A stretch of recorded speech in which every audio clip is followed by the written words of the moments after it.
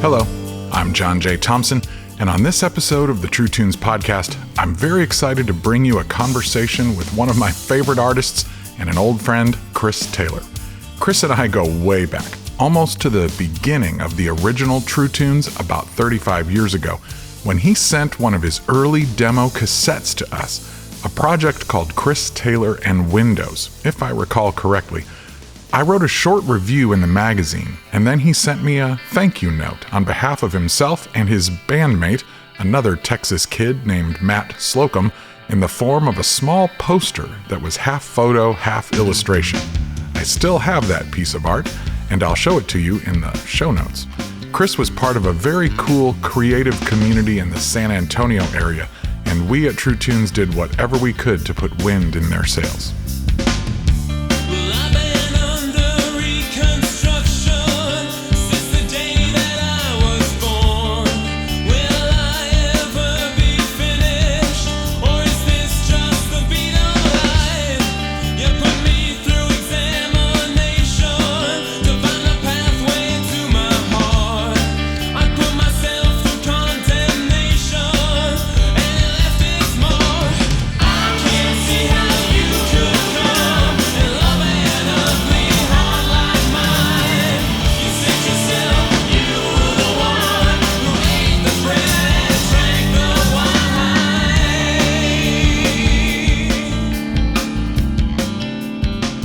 A couple of years later, we helped release the first album by Chris and Matt's band Love Coma, Soul Rash, on our little indie label, Etc. Records. A few years later, the company that Chris was signed to ended up buying True Tunes, and we were in cahoots again. And along the way, Chris has become an accomplished visual artist as well. You may have even seen his work used as covers for some episodes of the podcast here. And I had him create a poster we called Jesus Rocker of a long blonde-haired musician to use as an art piece in the Electric Jesus movie when we could not get permission to use a Larry Norman poster. And as you heard on our recent episode, it was a Chris Taylor painting commissioned by Steve Hindalong that was used as the cover art for the Choir's album Translucent. Out of bed to begin the night, 12 a.m. everything's alright. There ain't nowhere new to go in downtown San Antonio. Get in the car, everything's alright. My dancing shoes get no rub, but I just found my ticket stub to the Bleeding Hearts Club. A few years ago, I happened to be in Austin on a night when Chris was performing at a local venue, and I got to see his set.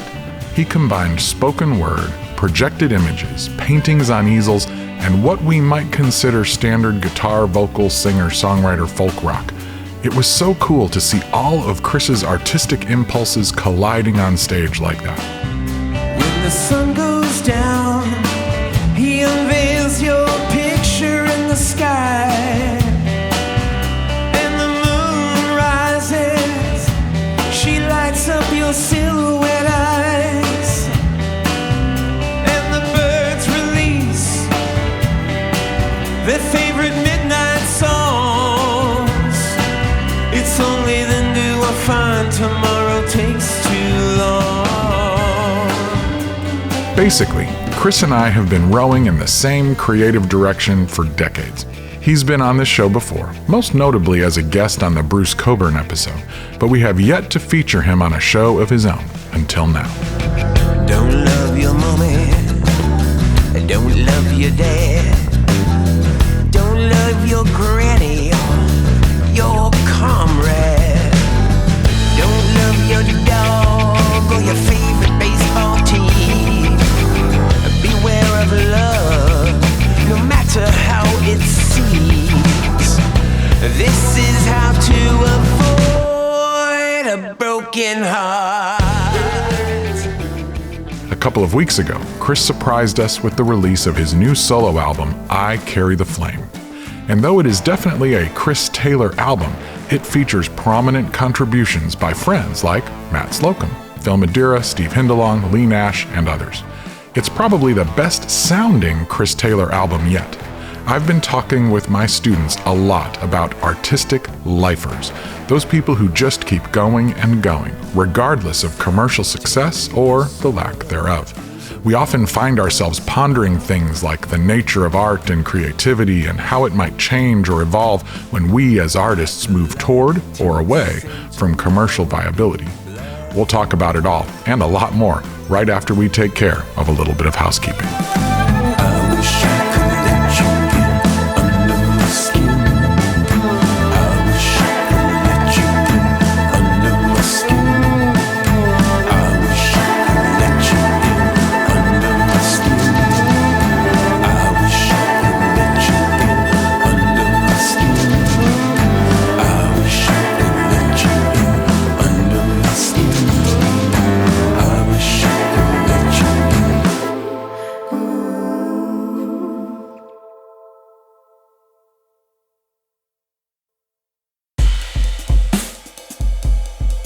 Hey, this is Ray, and I'm a Patreon supporter of the True Tunes podcast. If you want to join me and the other supporters of this show, you can start with a monthly donation of $5, $10, or $20, which helps to cover the cost of producing and hosting the show.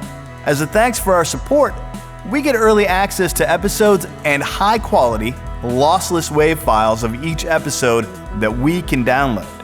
We also have occasional Zoom meetups, some special live streams, discounts on True Tunes swag, and more.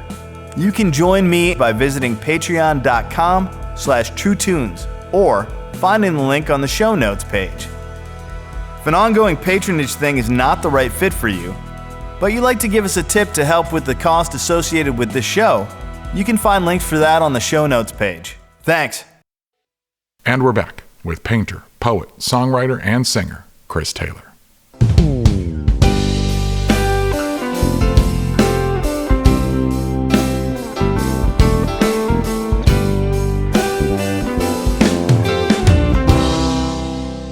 Man, Chris Taylor, thank you for taking a few minutes to hang out. I love it, man. I just love talking with you. I heard this new record, actually. Shell and I just drove up to Chicago and back. And at some point, obviously, the Love Coma stuff, I've heard everything. I've got the big wooden box set of the... Oh, yeah, the Lover's Thieves, yeah. I got that in my office at the school. I show my students that every semester, actually. This record just enchanted me from the beginning, and so I thought, well, I want to talk about that. But there's a couple other things I've been wanting to ask you about. So for sure. So first of all, how are you? Man, I'm all right. I'm not doing badly, and I'm not kicking ass. I'm not. Yeah, I don't feel. I've over the last.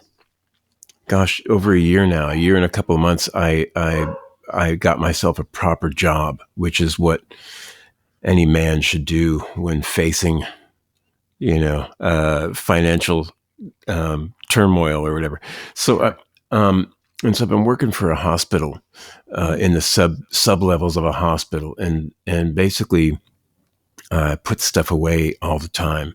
So, the big 18-wheeler trucks come in with all the food for the hospital, and I'm part of a small crew of guys who put that stuff away.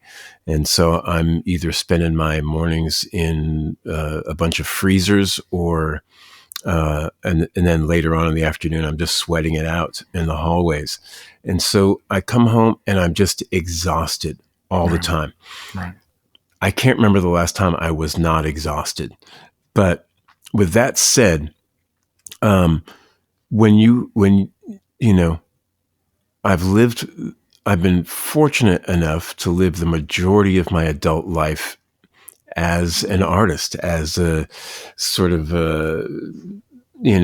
I wake up in the morning and drink my coffee and, think of things to art.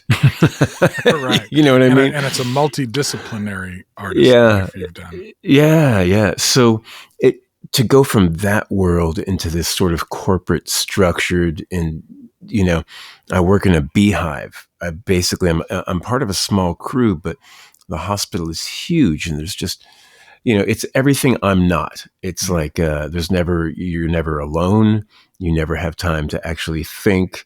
Right. You're just moving and going, which beats a desk job for me, for sure. Yeah. But so all that to say, it's done a weird trip on my mind, and making this record was sort of my saving grace, through all this insanity, to know that I could spend a few days in the studio every couple of months and really just fully focus on making something that I freaking love, and making it with people that I love. That's everything. I love the light, I love the dark, I love the way they dance around the armor of my heart. I am a dreamer and a work of art. I need you to stay and dance around the armor of my heart.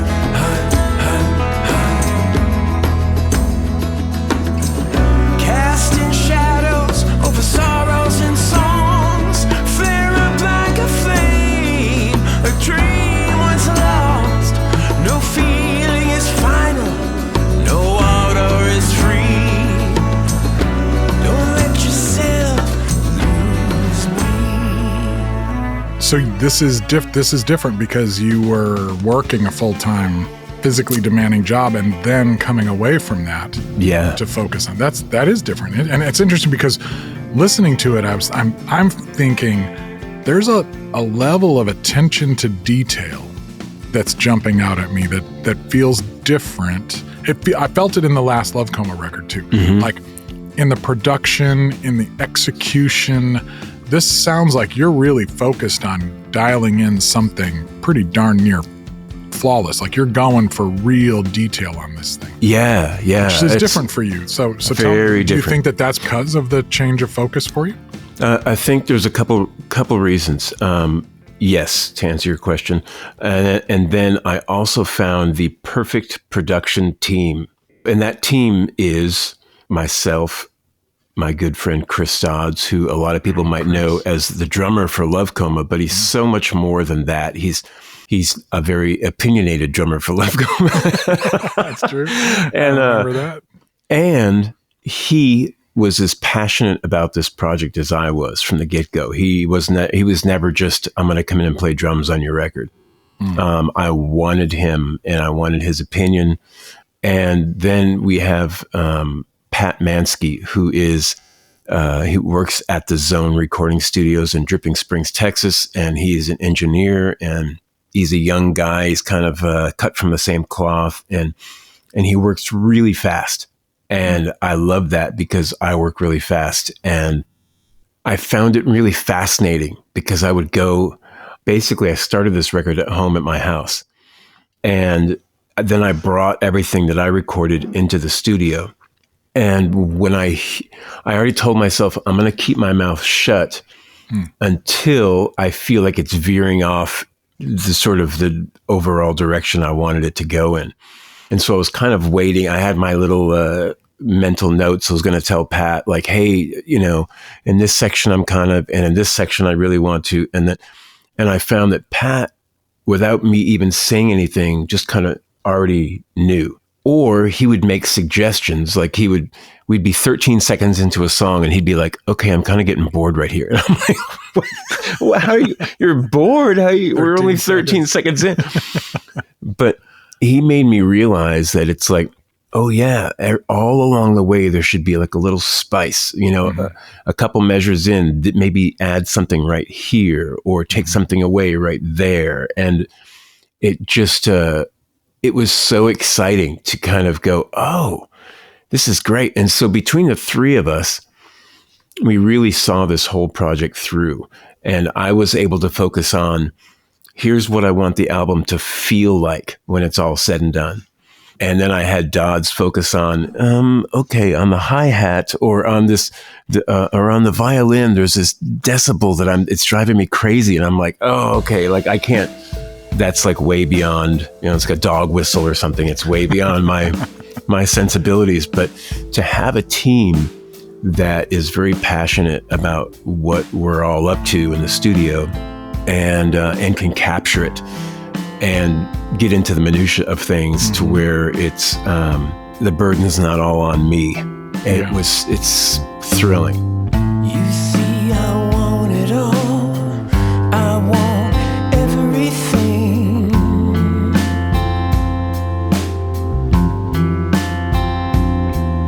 The darkness that comes with the fall, the blaze of glory when I sing.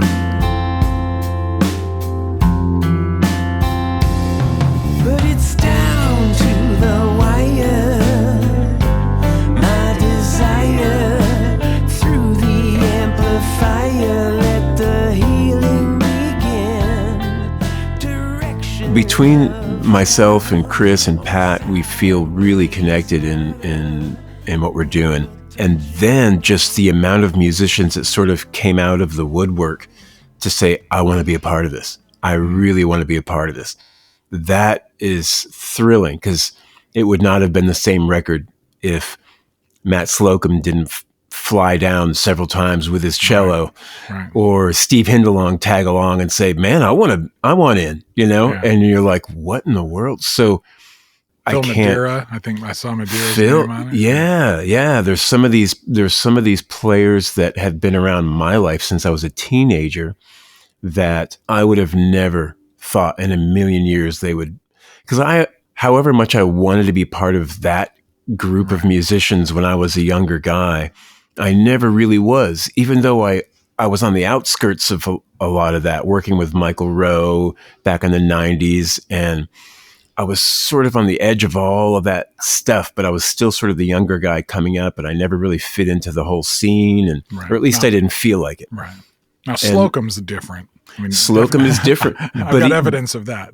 But at the same time, he's gone on and lived a whole other lifetime that I have not been a part of. But our friendship has stayed intact all these years. He's the same. He's got the same big, lovable heart as he always had, and so our friendship's always been there. But I don't take that for granted. Just because we're friends, that doesn't mean I would think he's going to fly down to, Texas and play on my record, and put as much into it as he did. So all of these things are such like I'm humbled by it all, and I'm thrilled by it all. And every person added their spice on this album. And it could have, with the amount of people and vocalists on this record, it could have easily gotten out of hand. And because every musician that was in there is very opinionated and knows what they want to do. And I'm like, I started these songs at my house, and I knew right as I was building them what kind of record I wanted to make, and I didn't want it to get out of hand, because it could anybody could have came in and played something amazing, but it might not have been right it might not have been right just for my own mentality and my own approach. So the fact that I felt like everyone added something, and at the end of the day, it was really my call as whether we were going to keep it or not. And I'm like, man, everyone just played beautifully. And I'm like, the rewards are in the listen. Even I love to drive around listening to this record. That's pretty rare. And that's very rare for me. I usually, when something's done, I'm like, all right, I'm on to the next thing. You guys hear it, and I'm already like 10 songs into the next record, Owls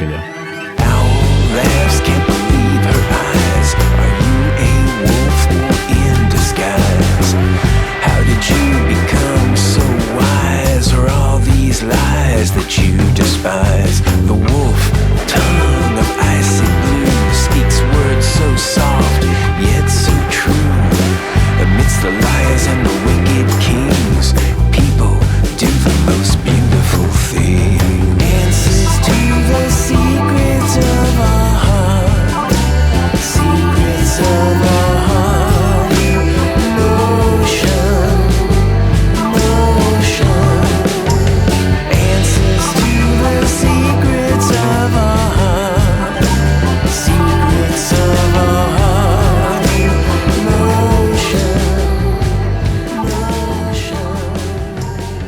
So what would you say, is there a song on this that when you captured it, or either when you wrote it or when you started to record it, you were like, okay, now I feel like the DNA of this project, I'm starting to get the compass is starting to lock in for me and I kind of know where I'm going?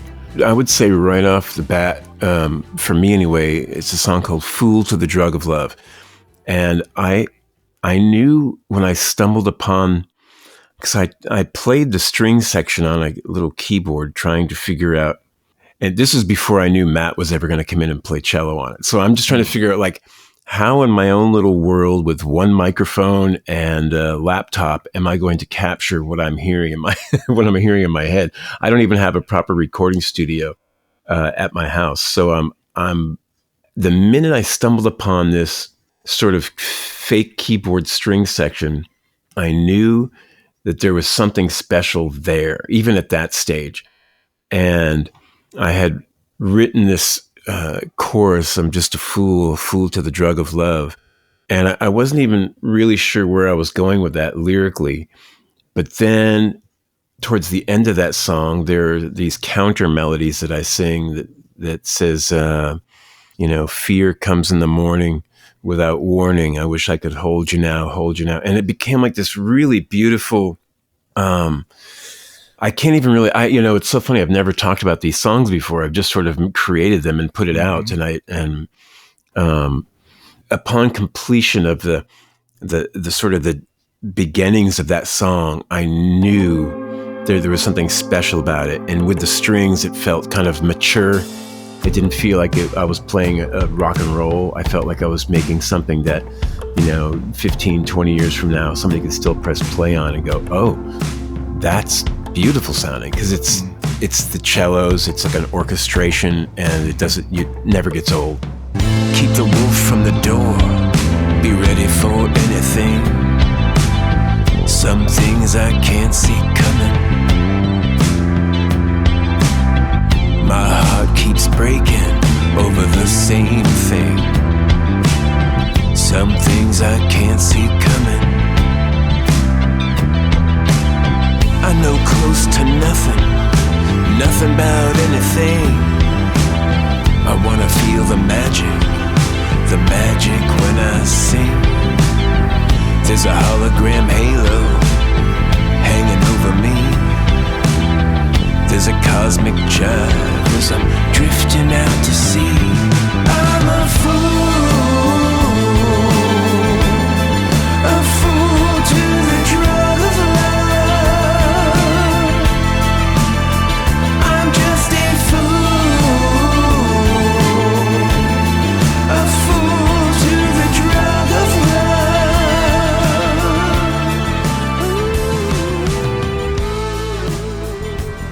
Tell me about one thing.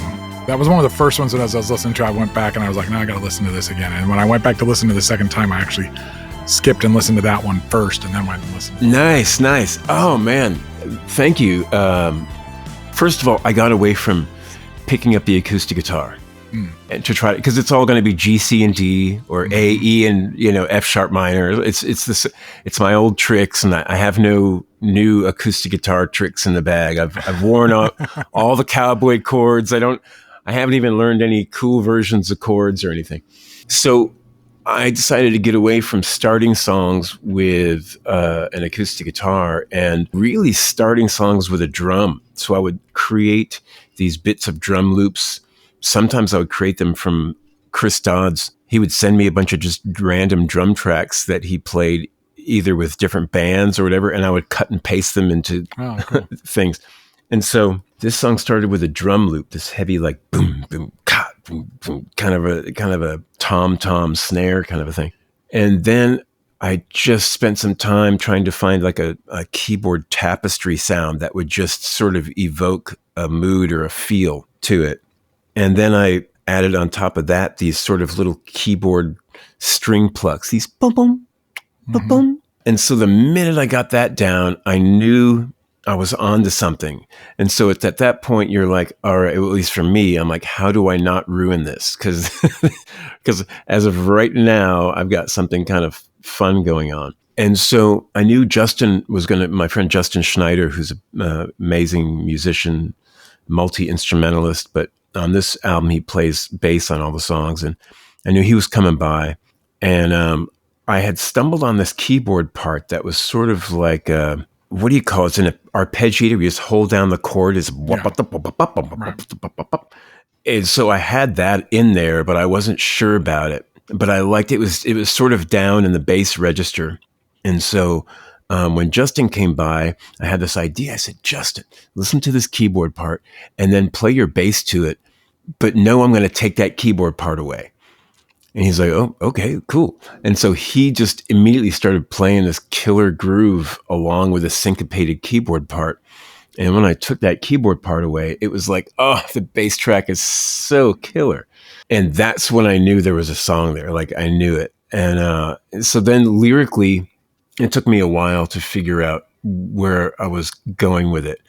But I kept on, I had this MC Escher book, and I would kept on returning back to this book. And I remember loving him as a kid and just being mind blown by all his crazy pieces.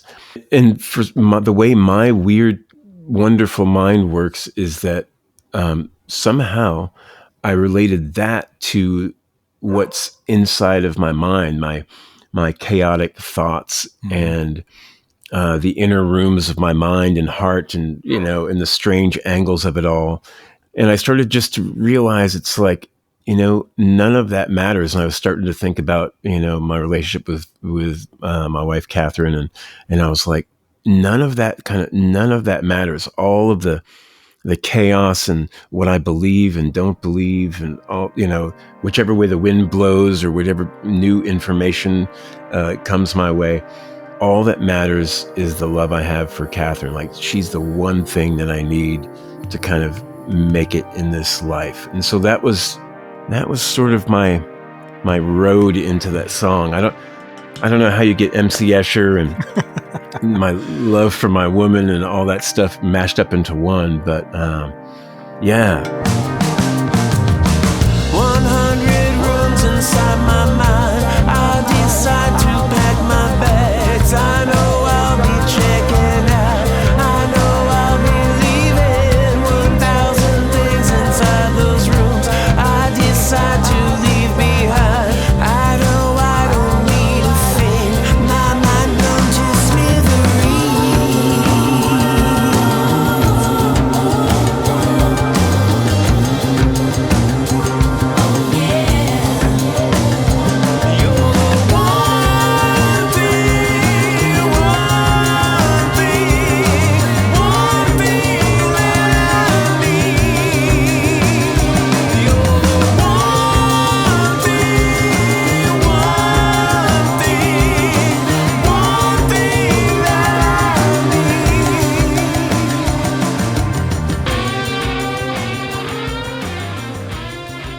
The title track, I Carry the Flame. Usually when we choose a song to represent it and be the title, it means something. So tell me about the song, how it came together, but also why choose this one as it does seem a little bit sarcastic to me. It feels like a little bit tongue-in-cheek, Oh, it's very, yeah. I'm so glad you picked up on that. Okay, so how do I possibly even explain this and not waste 45 minutes on your... Well, good thing is Bruce knows how to edit really well. Yeah. Bruce will edit, be like, dun. Thank you, Chris. It was a great time talking to you. My sense of humor is very wicked and warped, and the majority of things that offend people don't really offend me. It takes a lot to offend me. So I tend to laugh at a lot of crazy, off-colored, wild, weird stuff. So with that said, I've never really put a lot of humor into my songs because my humor is like, hey, when you're sitting around with your close friends and you're talking, that's where my humor comes out. I've never tried to put any sort of wit or anything in any of my music for some crazy reason, which is weird because I love to laugh. And anyways, so I decided I was going to do this thing where, like, basically, hey, I'm going to tell everybody kind of like I'm the shit. I'm hot stuff. Everybody knows it. Just ask anyone. They'll tell you I'm the guy. Which, if anybody really knows me, that's not the way I think at all. I mean, the reality is I've always been the opening band, never been the head, always the bridesmaid and never the bride, kind of a thing. Right. So I get it. I'm at a very clear understanding of where I'm at in my artistic and creative life. But I just thought, how great would it be to just have nothing but like 30 verses of anyone I could think of. The girl at the gas pump, the guy with the knee, with the hammer, the kid with bad grammar. Ask anybody. Ask anybody. They will tell you I carry the flame. And then it started off like that. And I wrote the whole song as if it was just a big inside joke to myself and maybe a couple of friends that know me. And then the more I listened to it, it was in different stages of being completed. And the more I listened to it, it sort of got turned on its head. And it was almost like, no, wait, Chris, you have been given this gift and you do carry the flame. You carry the flame of artistic expression. You carry the flame of inner freedom, where a lot of musicians or artists don't have that. They feel compelled to write what other people want to hear or whatever the case is. And I'm like, I was making this record for me. And I don't know if 10 people are going to buy it. And I'm not writing it. I'm not doing it for those 10 people. I'm doing it all completely for me. But at the same time, I put it into the world and hope for the best, So that became the title track because it became so important to me. Like, the flame is a gift, and I don't know why I'm even aware that I have it. And I'm not the only one that has it. There are lots and lots of people that have that flame, man. And not only musicians and artists, but people all walks of life doing all sorts of stuff. And I'm just very, very grateful. Alligator Frank will tell you, a man pulling rank will tell you, the dog and the girl at the gas pump will tell you the same. The guy with the sneeze, the woman with dirty knees, everyone will tell you that I carry the flame. The girl with the cocaine, she wouldn't tell me her name, but even she would tell you that I carry the flame. Blonde taking bribes will tell you, thief doing time will tell you, all my friends black or white, they'll tell you the same. Even the district attorney, the hero on the long journey, everyone will tell you that I carry the flame.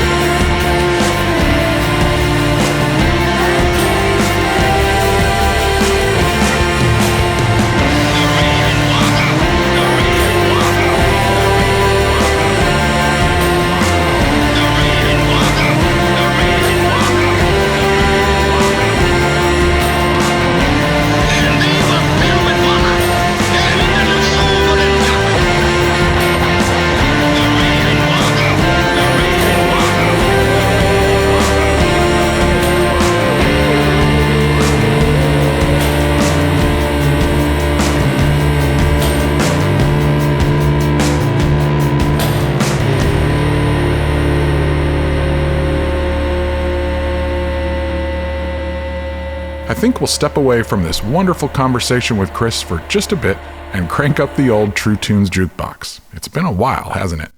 You've heard us talk about Matt Slocum and Lee Nash, and they, along with original drummer Dale Baker and longtime bassist Justin Carey, just released a new Sixpence None The Richer EP called Rosemary Hill. Along with T-Bone Burnett's The Other Side and Nick Cave's Wild God, Sixpence's EP landed right at the top of my list of favorite sets of 2024. So I thought, since we were already hanging out around the San Antonio area, we could pop this vinyl in the jukebox and take a listen. I've got a token from the Alamo here. Let me drop it in the slot and see what happens.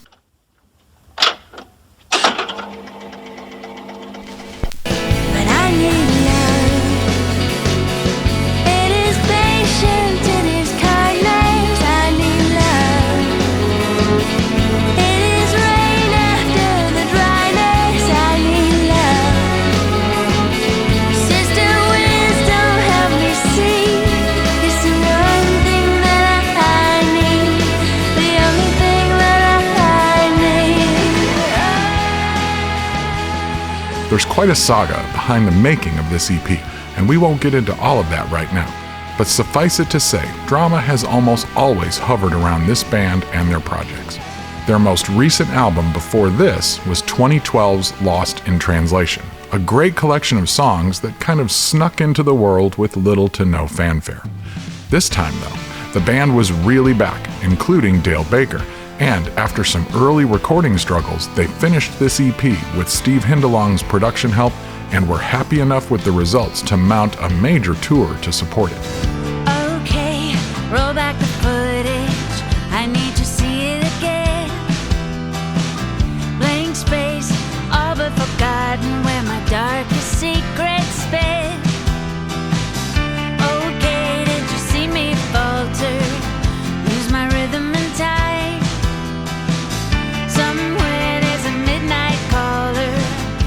She's looking for signs in the eye of the storm. I'm gonna thread the needle above the wind and rain.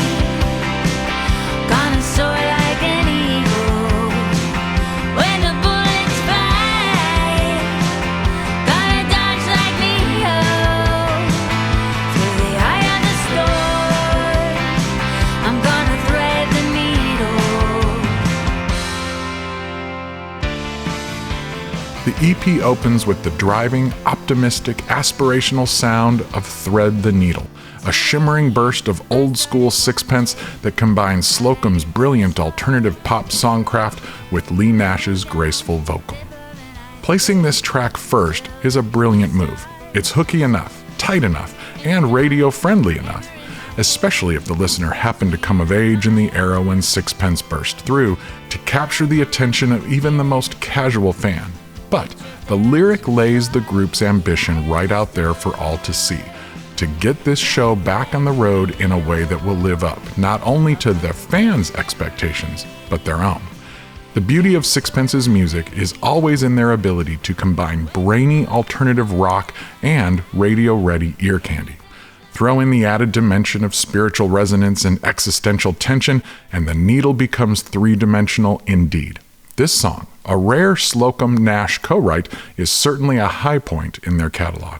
When they sent you to Chicago, you had high hopes.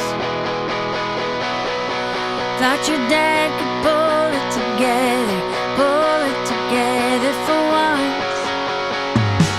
But all the helium in the world couldn't keep your hopes high.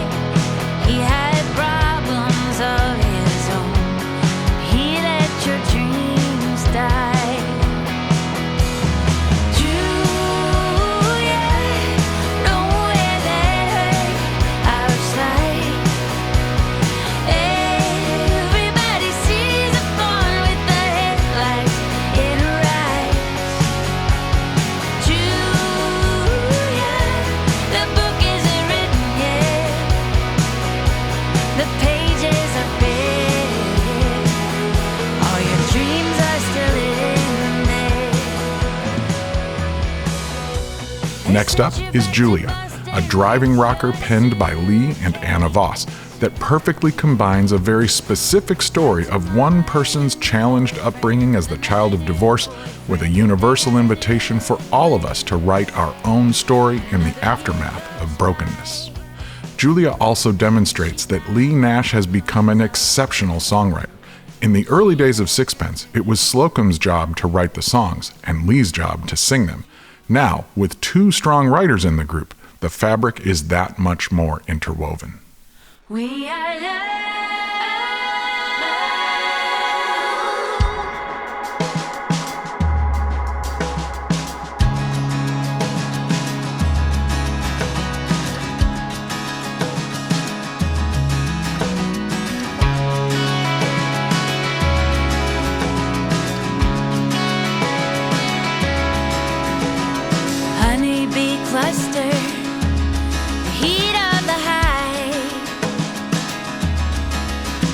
In the dead of winter, it's still 95. The inside moves out, the out moves inside. Honeybee cluster, the heat of the hive. We are love, we can make it. We're a chain, you can't break it. The long darkness had a run, but hey, here comes the sun. We are love, we can take it. The third track, We Are Love, may be the album's musical, lyrical, and spiritual thesis statement. It channels the best elements of Sixpence's dense, cascading, muscular sound, with layers of lush guitars and Lee's angelic voice delivering lyrics crafted by Slocum and Steve Hindalong. Yes, We Are Love, but this is not the merely affectionate love of a top 40 song. This is the kind of love that bleeds. I see you now, and I love the sight. We made it through, we did alright. I couldn't give up control, but in the end, I had learned it all. Did it really matter at all? I had vision, I had plan. In the beginning, you were the child in the man. I couldn't give up control, but in the end, I had learned it all. Did it really matter at all? I had vision. Child and Man, a co-write between Slocum and Sam Ashworth, slows things down a bit, lulling listeners into letting their guard down a bit. Lurking just beyond the second chorus, however, right as more of Slocum's tube amp guitars wash over us, is the kind of realization about parents, children, failure, and grace that only come with gray hair and tears. Explosions in the sky, vibration on the string, shaking sandworn boards of a dance hall in full swing. In music from the ground are songs that we all sing. The longing lost and found is what it means to be from my homeland. Homeland picks the musical and emotional pace back up with a 6/8 burst of self-aware nostalgia, perfectly anchored in Slocum and Nash's Texas roots, with references to everything from nature to those amazing dance halls, and even a nod to the Austin post-rock band Explosions in the Sky. The tune dances us into the band's romantic center for what feels like the best, most productive kind of memory exercise. This kind of meditation provides centering and balance, not a longing for escape.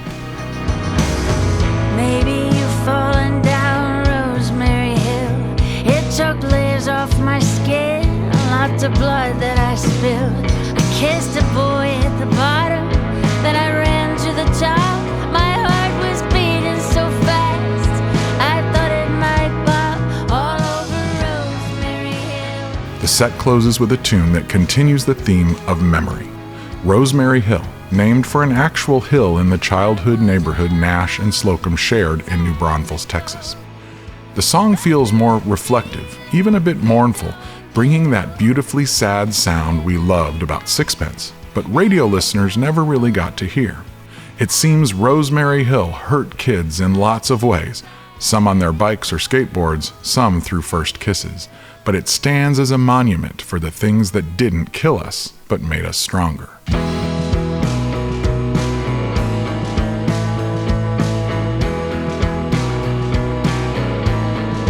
That was a long time ago.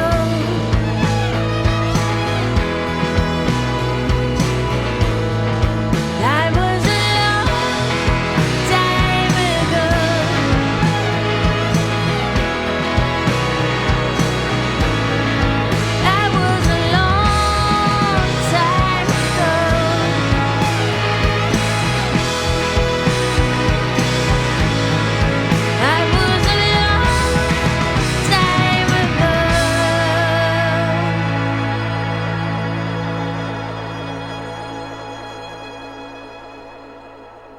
And just like that, this 6-song EP is over.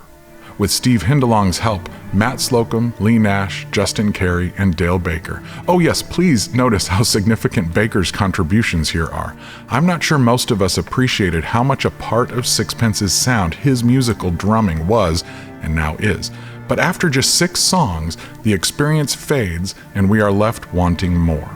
Hopefully the band's successful tour has been enough to encourage them to stay on course with this reboot, because these songs reveal something very special. It's rare enough for young people to find the necessary chemistry and talent to craft the kind of wonder that Sixpence did in their heyday. It's much rarer for truly exceptional artists to break through into the mainstream with multiple hits the way they did. But very few survive that machine long enough to get to the 4th and 5th gear, that zone in which they can craft transcendent art as fully formed adults with nothing left to lose. I know you wanna sleep right through the morning. Wake up when you're safe on the other side. Sometimes the tide comes without a warning, but you're safe inside. I know you wanna sleep right through the morning. Wake up when you're on the safer side. Sometimes the tide comes without a warning, but you're safe inside. You're safe inside. You're safe.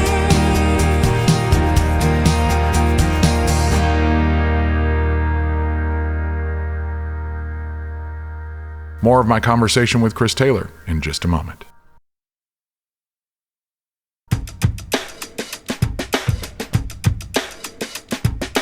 Hey there, I'm Mark Feldbush and I'm a Patreon backer of the True Tunes podcast, and I follow and listen to the weekly Spotify Gallery Stage mixtape that John curates for us every week.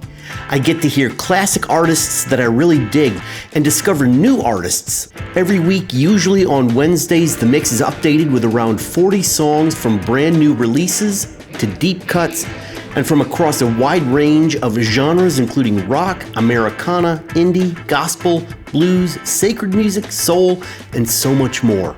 It's also great to hear a mix that blends up great music that is just good, beautiful, and true without all of the genre and market limitations and boxes I hear everywhere else.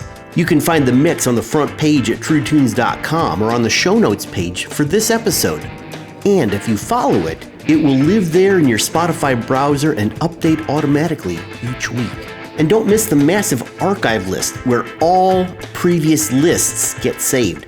And as great as Spotify is for music discovery, please support the artists you love once you hear and discover them there. Thanks. And now back to my conversation with Chris Taylor.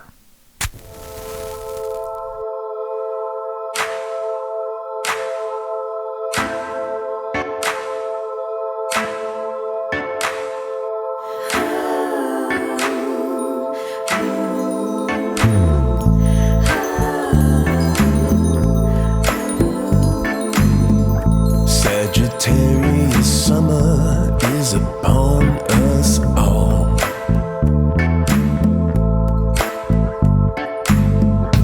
My galactic center now a big black hole. I wish I could let you in under my skin. I wish I could let you in. How to begin? But it's all I can do and make the feeling show. So I want to transition a little bit because in addition to music, you're an accomplished visual artist. Your illustrations, your paintings, you just did the album cover painting for the choir's Translucent record, Yeah. which is gorgeous. Thank you. Now, what percentage, roughly, how much of your creative energy is going into visual arts compared to music over, say, the last 20 years? Oh my goodness. I kind of strike when the iron is hot, and sometimes I'm not too busy like playing live shows or whatever. Like right now I'm in sort of a live show lull. there's not a whole lot going on for me in terms of playing live. But when that happens, instead of getting sort of frustrated about why am I not, all you have to do is scroll through Instagram for 3 minutes and you're like, why am I not doing what they get to do, or, whatever. Right. And so I just sort of get those thoughts out of my head, and that allows me to stay. I'm like, okay, I'm home. What do I have here at the house? And so it allows me to pick up a paintbrush or take out my iPad and start doing digital stuff, or I'm finding a lot of ways, to just sort of create something. And a lot of it people have not seen. I haven't really put it into the world, and some of it I have. And then other times, like, getting a chance to make this record, my focus is like super crystal clear on like, all right now it's time to just make the album and focus on music. So, man, it's hard to say how much of my time is put into it. I know I've got 2 art projects I'm currently working on right now from people who have said, hey, I really would love for you to, do this or do that. So right now it's kind of, now that the album is done and I'm able to kind of sit back, and even though I have song ideas constantly flooding my brain, I'm kind of like, I'm not worried about that.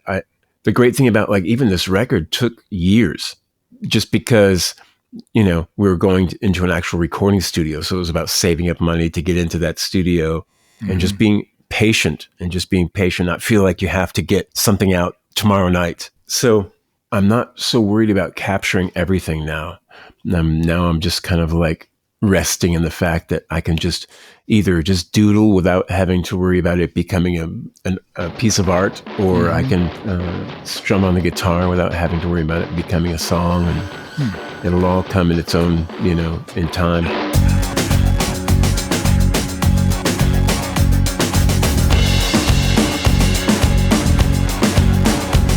This world needs a prolonged attack of compassion. Hatred and violence are now back in fashion. If I'm so toxic, then you're toxic too. We were stuck together with some kind of toxic glue. Now it's time to cut and run. We're done. With you being a lifer, doing this for so long, I kind of file you in my mind in the best example of the outsider artists. You're not making core commercial art.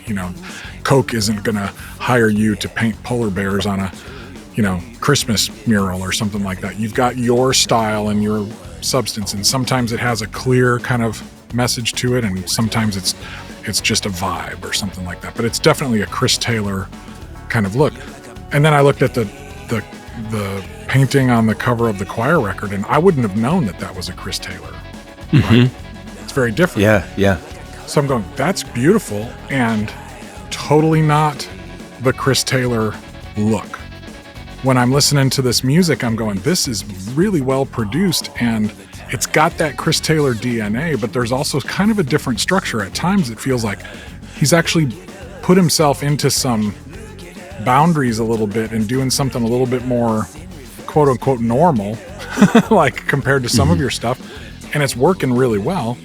I just wonder, in your mind, like, is this just totally fluid and reacting and you're not conscious of it? Or do you kind of think, I'm gonna blend, I'm gonna channel my creativity to serve this output? I have an intentionality to that? Or do you not think that way? Is it just, I'm gonna do what I'm gonna do, and then I'm gonna figure out wherever it lands, it lands? At times, both, but right. Specifically, like with the Choir record, I started doing this series called Nature Abstract, and where I would just pick up elements from outside the house. Oh yeah, I remember that. Yeah.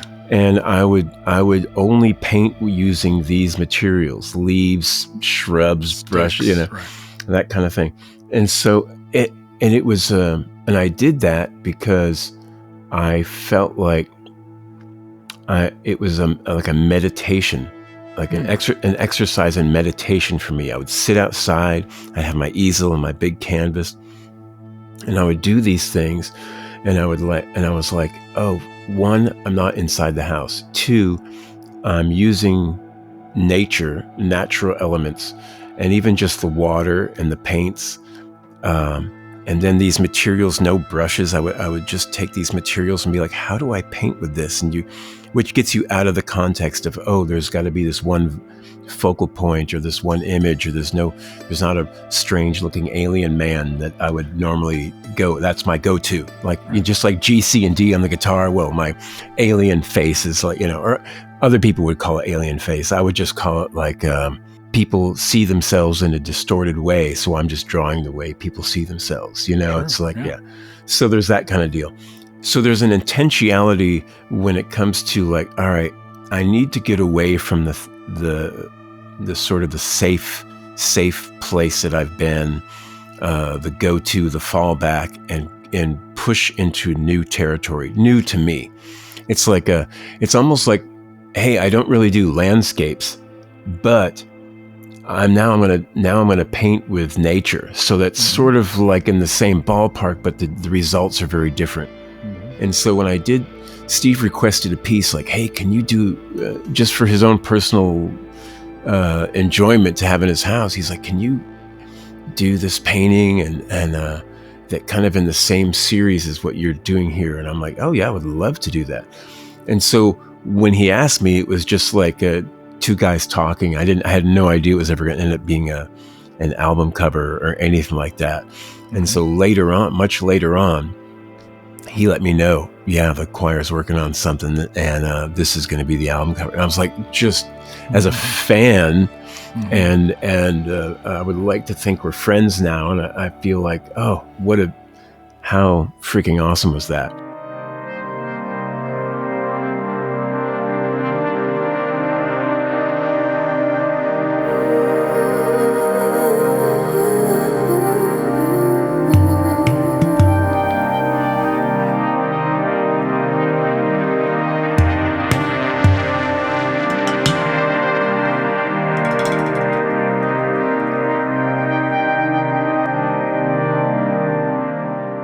And when it comes to the music side of things, making this record, it's kind of deceptive, because I tell you, there's like 3 or 4 songs on this record that I swear to you is just one chord. I think one thing is one chord. Yeah. And what makes it sound like it's 2 is the fact that Justin's saying, no, I'm going to play this note over here. And so he's like... It's a riff, but it's one chord. Right? Yeah, and I'm like, who writes 6-minute one chord songs or whatever? Like, it's Dylan. just crazy. Yeah. This is my sci-fi Dylan thing. Right. So there was that kind of intentionality of like, oh, how now do I intensely focus on creating something really exciting with just this one, like with a drone and an atmosphere. And I realized, and you know what? I realized I learned it from Bill Withers. If you listen to some of the Bill Withers music, there's 2, like, obviously not only a soulful voice and an amazing songwriter, but his drummer and his bass player on any song that's got a groove to it. I'm like, dude, I could hear a song one time and within 3 seconds, I'm already just totally grooving. And I'm like, it's the drum and the bass. Those two, if you get those 2 things right, then you can do almost anything. You can get away with murder on almost anything else, right? So I thank you, Bill Withers and his amazing band. And I'm like, that sparked me to go, okay, I can do a drone, but man, if I have a killer bass and drum groove over the top of that, and then like you add some beautiful female vocals and, you do your best to try to croak out some tunes, there's something to that. So yeah, all of that was very intentional, musically speaking. And I knew just getting away from me picking up that acoustic guitar, it would get me out of my element and into something, I wanted to create an almost like dream trance-like record that was undeniably groovy. And then when Matt came in and put his cellos, and Jesse Green, who works with like the Foo Fighters and Pink and many others. She became a part of this too, and I'm like, now we have this kind of like science fiction meets something very grounded in classical arrangement, and I'm like, man, like it was mind blowing. It was like I knew I wasn't breaking new ground musically, but I knew I was breaking new ground musically for me, and I was like, I got super excited about it, and the best thing in the world is to not think about how anybody else is going to respond to it. It's just like, so that's just coming from that internal out. I'm putting stuff out there, and I'm not thinking about the audience. I'm not thinking about where this is going to go. yeah, because I could almost name my entire audience by name. Like I almost know everyone who actually listens to my music, unless there's just somebody out there going, man, I'm a huge fan, but I've never clicked like, and I've never bought a record. You said I cry like an artist. Your heart is hard, well mine's the hardest. And now I'm laughing like a madman, without a prayer, without a game plan. Oh Lord.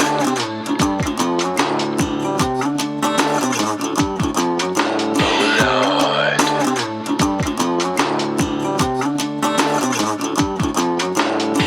I'm gonna die in my Ferrari, hot chick on my lap and she's playing Atari. I threw my wallet out on the street, gold platform shoes on my feet. My grave is lined with $100 bills. When she licks my ear, she gives me the chills. Taking her with me into the afterlife. Yeah, she gonna be my afterlife wife, oh Lord. Do you have like an audience for your visual art that's different than your audience for your music, or is it mostly the same, or do they overlap quite a bit? This is gonna sound, I hope it doesn't sound like a woe is me thing, but I don't know who the heck my audience is. Okay. I mean, with the exception of a handful of people on social media, like I don't really know like who my wider audience is, or even if I have one. And sometimes I get into a headspace where I'm kind of like, I don't get it, Mm-hmm. So-and-so's over here, and they put out one thing, and boom, it sells, and so-and-so over here, she's doing this really cool thing, and bam, it's sold, or she's in a gallery and it's selling. And I'm like, dang, and I'm in my own little bubble. Mm-hmm. And this is partly my fault. I'm not out there like hitting the pavement trying to be at all the hot spots, and I'm not into the hustle as much as I used to be. I'm just like sitting back and like Jimmy Abegg told me something years ago, and it was one word. He just said, inventory. I was like, we were specifically talking about creating visual art, and he's like, inventory. It's important. Just create as much art as you possibly can. Have it to do it. And so I'm like, oh yeah, I'm just gonna build the inventory, man, and not worry about hoping this piece sells tomorrow. And I guess, and that's kind of the cool thing about having a day job too, is you're not like so, God, the electricity bill's due on Monday. I really hope this piece sells on Sunday night. Because I've lived that life too. My screws are loose, I got broken parts, I'm black and blue inside of my heart. Everything begins here. My fuse is short, my inside's out. Don't even know what I'm talking about. Everything begins here. 30 seconds or 30 years, spend my whole life just shifting gears. Everything begins here. My exile on Main Street, self-imposed, walking around in strangers' clothes. Everything begins here. Whoa, a confession of the soul. A confession of the soul. Wash my sins, rock and roll. Confessions of a soul. Now, you've been commissioned to do work. Now, it doesn't sound like that's exactly, it's kind of like, sounds like Hindalong was more saying this thing that you're already doing, I would kind of like one of those. but it's not straight up commission. You've been commissioned to do things in the past. So do you feel like as an artist, when you know that there's a market or a demand for a particular project, do you have to engage that differently in your brain, or are you strictly still saying, I'll take your money, I know what you want, but then I'm still going to do exactly what I do? Or do you have to approach that stuff creatively in a different way? See, I should say that, because I'm like, there's something about, like, if you're wanting me, then you must have seen things that I do inherently. That's me. Even though you're going to have all these opinions on what you think you want from me, I should just do what I do and present it to you. But what happens is they tell me what they want. Most of the time, somebody who wants a commission will say, like, here's what I want and kind of how I want it. And then I freeze and I bash my head against the wall and I hold back tears. And then I cry in the shower and I curse endlessly. And then I repent for my cursing. And then I go, what am I repenting for? I love these words. And then, I always feel like it's like this part me, part, I guess this is what they want. And I never know if they're really happy with it until the check clears. You know what I mean? But I wish I could trust myself enough. And musically, it's never an issue. It's only like visually artistic, that kind of stuff. And I wish I could trust myself to go, let me give you my best. And then when I present it to you, if you go, all right, I love this, but can we change this and this? If that's possible, can we kind of lean more this way or that way? Then I'd be like, oh, okay, cool. But it's when whoever's commissioning me, if they kind of nitpick and detail and micromanage all along the way, then I'm like, oh, this isn't creating art. This is just like, meeting bullet points. Sometimes the sun shines too bright upon your soul, upon your soul. Sometimes the moonlight won't cover your body whole, your body whole. All you wanna do is slide right down. All you wanna do is slide right down.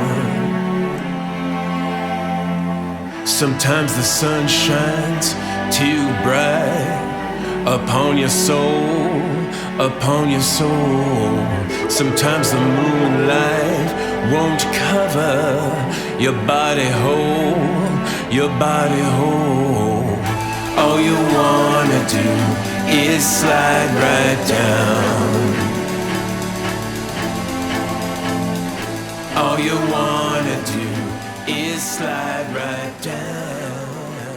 To me, the challenge, especially now as a professor working with students, young people that are just kind of getting going, it is a hard needle to thread to say this is what you want your profession to be, and being aware of who your market is or your audience and what they're going through and where you might meet them. And what, the hardest thing is when someone has a little bit of what they perceive as success, but then they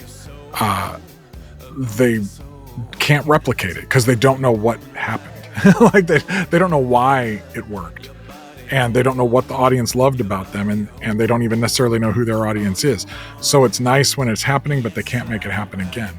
Versus when you have an ongoing relationship with people and you're hearing from them and they're hearing from you, and this is more like an artisan as opposed to a pop star.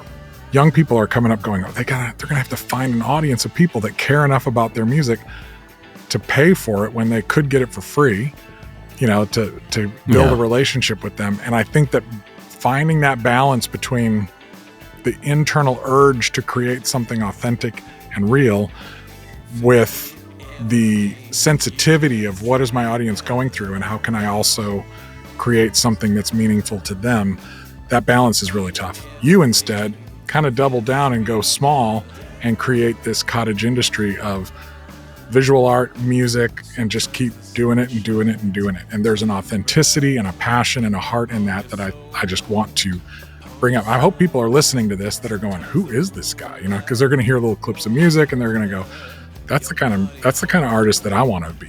Yeah. Thank you for that.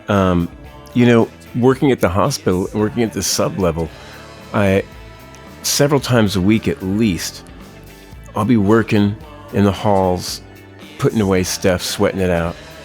And all of a sudden, this gurney comes out, and there's someone who just passed away, and they're wheeling it out. They're wheeling them down the same dock that we're going up and down with all of our boxes of food and supplies and stuff. And I'll tell you that has put things into perspective for me in a big way.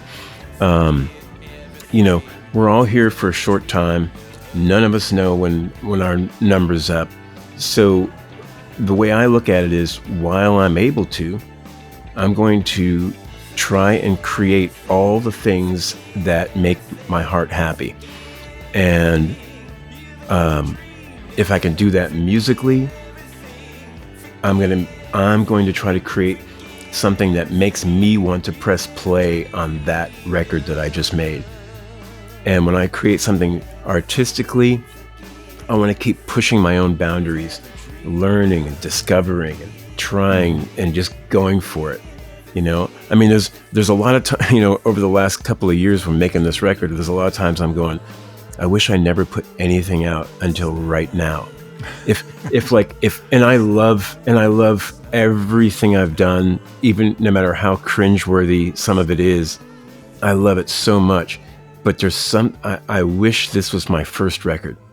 And that if people only press play on one record, I wish this is the one. This is until the next one, of course. And the thing is so we recorded a bunch of material. These are the songs I chose for this project. This sort of nighttime vibey project that, put your, turn your lights out and listen to it as if, it's a musical experience for 57 minutes, Good night, good night. Don't look down, bless your soul. Good night, you'll be alright, sweetheart. I'll put an orchestra in your head every time you go to bed. Let their sweet, sweet melodies blow your scary memories away.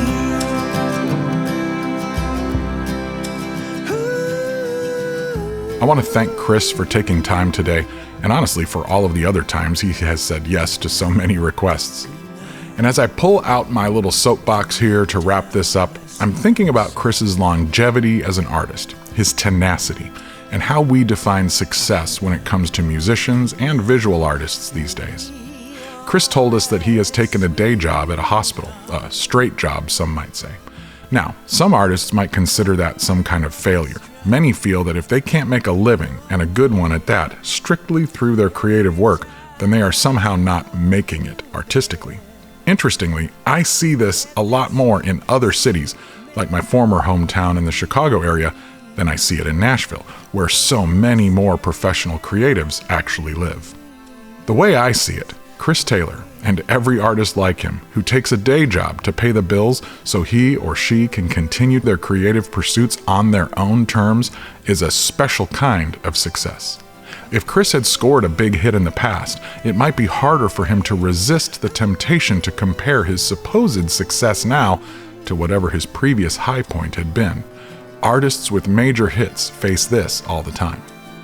Instead, I get to hear my friends Chris Taylor and Matt Slocum, along with the help of Chris Dodds and Steve Hindalong and Phil Madeira and others, gathering, creating, and releasing new music into the world after all these years. If that doesn't sound like success to you, I feel bad for you. You might be carrying the wrong flame. All right, I'm climbing off my soapbox now.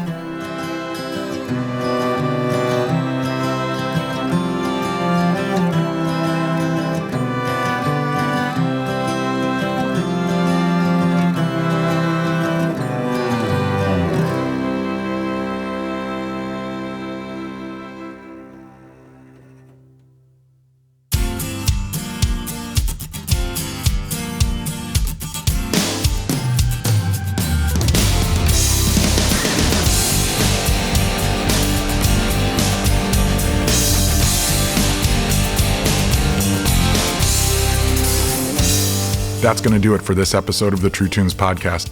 Thanks again to Chris Taylor for taking time with us and for over 3 decades of friendship and inspiring creativity.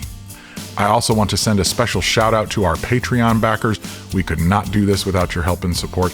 If you would like to join the group, head over to patreon.com/truetunes, or if you would like to give us a one-time gift, you can find the PayPal link on the show notes page.